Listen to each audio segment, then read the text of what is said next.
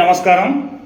ఇప్పుడు మాజీ మంత్రి జీవన్ రెడ్డి ఇష్యూ ఈ రాష్ట్రంలో, తెలంగాణ రాష్ట్రంలో చర్చానీయాంశంగా మారింది. ఎక్కడ చూసినా జీవన్ రెడ్డి ఇష్యూనే మాట్లాడుతూ ఉన్నారు. కాంగ్రెస్ పార్టీ నుంచి జీవన్ రెడ్డి వెళ్ళిపోవడం వల్ల కరీంనగర్ ఉమ్మడి జిల్లాలో కాంగ్రెస్ పార్టీకి భారీ నష్టం జరుగుతుందని చెప్పవచ్చు. ఎందుకు జీవన్ రెడ్డి వెళ్ళిపోయాడు? ఆయనకు పదవులు ఇవ్వకుండా ప్రతిసారి అవకాశాలు ఇచ్చింది కాంగ్రెస్ పార్టీ. 40 ఏళ్ళ నుంచి కూడా పార్టీలో ఉన్నాడు. కానీ ఎలాంటి అవసరం లేకుండా, ఎలాంటి ఉపయోగం లేని వ్యక్తిని బీఆర్ఎస్ ఎమ్మెల్యే గెలిచిన సంజయ్ కుమార్, జగిత్యాల ఎమ్మెల్యే సంజయ్ కుమార్ను కాంగ్రెస్ పార్టీలో చేర్చుకోవడం వల్ల ఈ ఇష్యూ పెద్దదైపోయింది.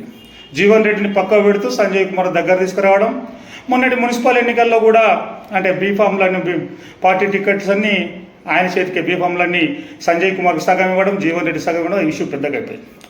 40 ఏళ్ళ నుంచి కాంగ్రెస్ పార్టీలోని టైగర్ జీవన్ రెడ్డి అని పేరు తెచ్చుకున్న ప్రాంతంలో గొప్ప వ్యక్తిగా పేరున్న జీవన్ రెడ్డికి నిన్నగాక మొన్న రాజకీయాల్లోకి వచ్చిన డాక్టర్ సంజయ్ కుమార్ను తీసుకోవడం, ఆయన మనసు కలత చెంది ఆయన ఇమేజ్ తగ్గుతుంది అనే భయంతోనే ఆ పార్టీకి రాజీనామా చేశారు కాంగ్రెస్ పార్టీకి జీవన్ రెడ్డి. ఇందులోనే మన బీఆర్ఎస్ వర్కింగ్ ప్రెసిడెంట్ కేటీఆర్ జగిత్యాలకు వెళ్ళడం, ఆయన కలవడం, పార్టీలోకి ఆహ్వానించడం, మళ్ళీ జీవన్ రెడ్డి వచ్చి కేసీఆర్ను ఫామ్ హౌస్లో కలవడం, ఇవన్నీ జరిగిపోయింది.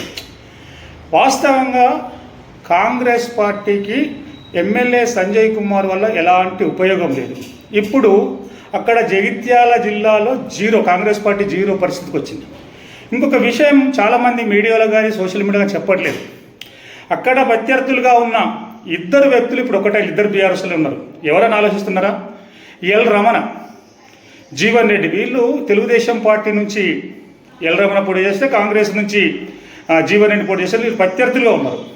కానీ ఆ ఇద్దరు ప్రత్యర్థులు ఇప్పుడు ఇద్దరు బీఆర్ఎస్లో ఉన్నారు. ఇప్పుడు ఎమ్మెల్సీగా రమణ ఉన్నాడు బీఆర్ఎస్ పార్టీలోనే, ఈయన ఉన్నారు. ఇప్పుడు ఇద్దరు ఒకటే వేదిక మీద కలుసుకోవడం చాలామందికి అసలు వాళ్ళ దృష్టి పడలేదు. కానీ వాళ్ళిద్దరు అంటే ఒక బలమైన, రమణకు కూడా అక్కడ మంచి ఇమేజ్ ఉంది జగిత్యాల్లో, అదేవిధంగా జీవన్ రెడ్డికి మంచి ఇమేజ్. ఇద్దరు ఇమేజ్ ఉన్న వ్యక్తులు ఇలా బీఆర్ఎస్లో చేరడం వల్ల, ఆ ఇద్దరు వ్యక్తుల వల్ల అక్కడ బీఆర్ఎస్ను తట్టుకునే శక్తి ఏ పార్టీకి కూడా ఉండకపోవచ్చు కూడా.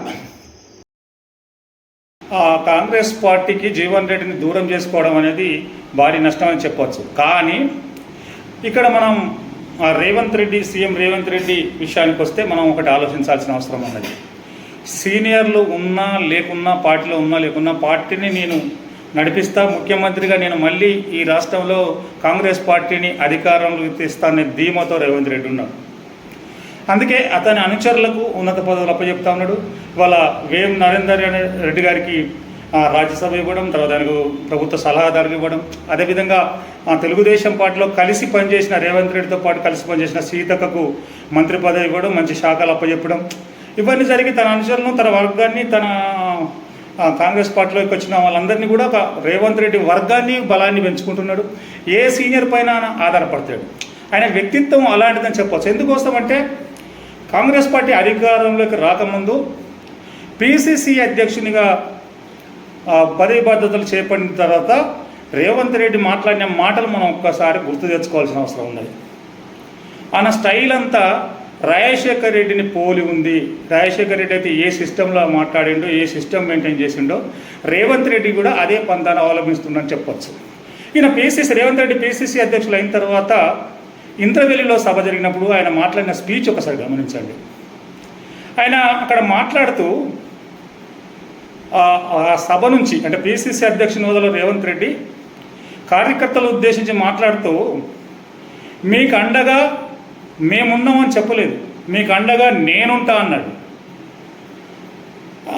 అని అంత భరోసా, అంతమంది సీనియర్ నాయకులు వేదికపై ఉన్నప్పటికీ కూడా మీకు అండగా కాంగ్రెస్ పార్టీ ఉంటుంది, మీకు అండగా నేనుంటా అని చెప్పాడు. ఆ తర్వాత ఎల్బీ నగర్లో జరిగిన సభలో కూడా మీ అందరికీ భరోసా ఇస్తున్నా, నేను అండగా ఉంటా అని చెప్పింది. అంటే రాజశేఖర్ రెడ్డి అయితే ఏ విధంగా అయితే నేనున్నా అని చెప్పిన విధంగానే కార్యకర్తలకు భరోసా ఇవ్వడంలో రేవంత్ రెడ్డి సక్సెస్ అయ్యిండు. అదేవిధంగా అక్కడ అధిష్టాన వర్గం దగ్గర కూడా, ఢిల్లీలో కూడా రేవంత్ రెడ్డి తన ఇమేజ్ని పెంచుకున్నాడని చెప్పచ్చు. ఎందుకోసం అంటే తెలంగాణలో నేను అధికారంలోకి తీసుకొస్తా, నాకు వదిలిపెట్టండి అని చెప్పాడు.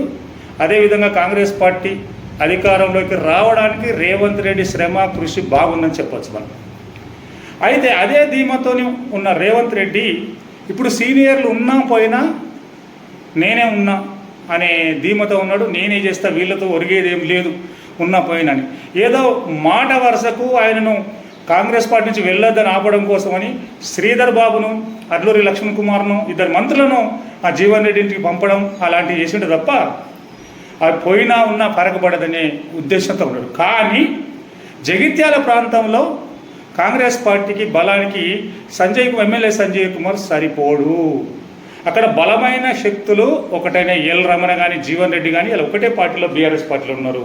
ఇప్పుడు కాంగ్రెస్ పార్టీ కాడ సరైన నాయకుడు లేకుండా పోయిందని మనం చెప్పొచ్చు. జగిత్యాల ప్రాంతంలో అది కాంగ్రెస్ పార్టీకి భారీ నష్టం. రేవంత్ రెడ్డి విషయానికి వచ్చినట్టయితే ఆయన మళ్ళీ అధికారంలోకి వస్తున్న ధీమాత ఉన్నాడు. కానీ ప్రజల్లో కొన్ని పథకాలు అమలు కాకపోవడం వల్ల వ్యతిరేకత కొంత ప్రభుత్వంపై ఉన్నదని చెప్పచ్చు. ఆయన మాట్లాడిన మాటలు అంటే వాళ్ళు ఇచ్చిన హామీలు 6 గ్యారంటీలు కూడా అమలు కావట్లేదని ప్రజల్లో వ్యతిరేకత ఉంది. అలాగని బీఆర్ఎస్ మీద బాగా మంచి పేరు ఉంది అని అనుకుంటే పొరపాటే. ఎందుకంటే బీఆర్ఎస్లో ఇప్పటికి కూడా కేసీఆర్ కానీ కేటీఆర్ కానీ, అందులో కేటీఆర్ విషయానికి వస్తే ఆయన కలవడమే గగనం. ఆయన మంత్రిగా ఉన్నప్పుడు ఆయనను కలవలేకపోయినాం, ఆయన ఇప్పుడు కూడా ఆయన కలిసే పరిస్థితి లేదనే పరిస్థితి జనంలో ఉంది. మరి ఈ రెండింటికి ప్రత్యామ్నాయంగా బీజేపీ ఉంటుందంటే బీజేపీలో గ్రూప్ రాజకీయాలు ఎక్కువైపోయినాయి. ఇవాళ ఈటల రాజేందర్కో లేదా బండి సంజయ్కో బాధ్యతలు అట్లే అప్పగిస్తారు, అందరు కలిసి పనిచేస్తారు అనుకుంటే రామచంద్రరావు గారికి బీజేపీ పగ్గాలు అప్పచెప్పిళ్ళు. అందులో కుమ్ములాట 3 గ్రూపులుగా బీజేపీలు ఉన్నాయి. అంటే ఇప్పుడు వచ్చే ఎన్నికల నాటికి ఏ పార్టీకి మెజార్టీ వస్తుంది, ఏ పార్టీ అధికారంలోకి వస్తుందన్న విషయానికి వస్తే ఇంకా గందరగోళంగా ఉంది తప్ప ముందు ముందు ఏం జరుగుతుందో ఆలోచించాలి. మరోవైపు కవిత కొత్త పార్టీ పెట్టబోతున్నారు. ఈ నెల 25వ తారీఖున కల్వకుంట్ల కవిత కొత్త పార్టీ పెట్టబోతుంది. మరి ఏం జరుగుతుందో చూడాలి. అంటే ఇంకొక చర్చ కూడా చాలా సీరియస్గా జరుగుతూ ఉంది తెలంగాణలో. ఈటల రాజేందరు, హరీష్ రావులు కలిసి ఒక కొత్త పార్టీ పెడతారనే చర్చ కూడా ముందుకు వచ్చింది. దాని మీద కూడా చర్చ జరుగుతుంది. మరి ఏం జరుగుతుందో వేచి చూడాలి. కాంగ్రెస్ పార్టీ జీవన్ రెడ్డిని దూరం చేసుకోవడం ఆ పార్టీకి చాలా నష్టమనే చెప్పాలి.